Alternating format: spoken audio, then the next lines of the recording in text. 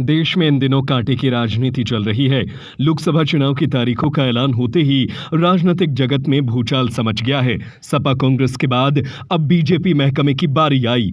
केंद्रीय मंत्री और चिराग पासवान के चाचा आरएलजेपी के अध्यक्ष पशुपति कुमार पारस ने मोदी कैबिनेट से इस्तीफा दे दिया। उन्होंने कहा कि बीते दिन एनडीए गठबंधन ने बिहार लोकसभा के लिए 40 उम्मीदवारों की लिस्ट की घोषणा की। हमारी पार्टी के 5 सांसद थे और मैंने पूरी ईमानदारी से काम किया।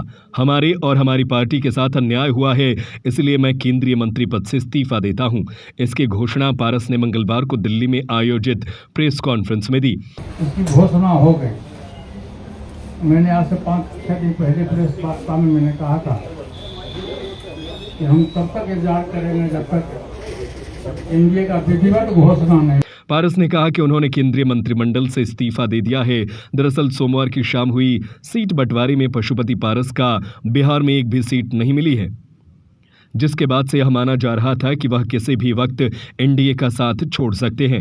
इससे पहले भी उन्होंने बीजेपी पर अपने एलजेपी गुट के साथ न्याय नहीं करने का आरोप लगाया था और संकेत दिया था कि वह सत्तारूढ़ राष्ट्रीय जनतांत्रिक गठबंधन से बाहर निकल सकते हैं। उन्होंने कहा था कि वे कभी भी जाने के लिए स्वतंत्र हैं और दरवाजे खुले हैं। उनका ये बयान तब आया जब बीजेपी ने उनके भतीजे चिराग पासवान की लोक जनशक्ति पार्टी के साथ सीट बंटवारे का समझौता किया।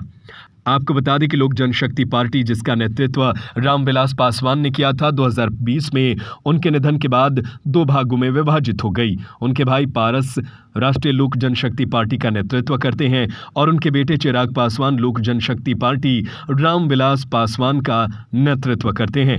दोनों ही राष्ट्रीय जनतांत्रिक गठबंधन के साथ गठबंधन में हैं। वहीं बिहार में सीट बंटवारे को लेकर नाराज चल रहे केंद्रीय मंत्री और लोक जनशक्ति पार्टी प्रमुख पशुपति कुमार पारस ने आज एनडीए से अलग हो गए। इसके साथ ही उन्होंने केंद्रीय मंत्री पद से इस्तीफा दे दिया।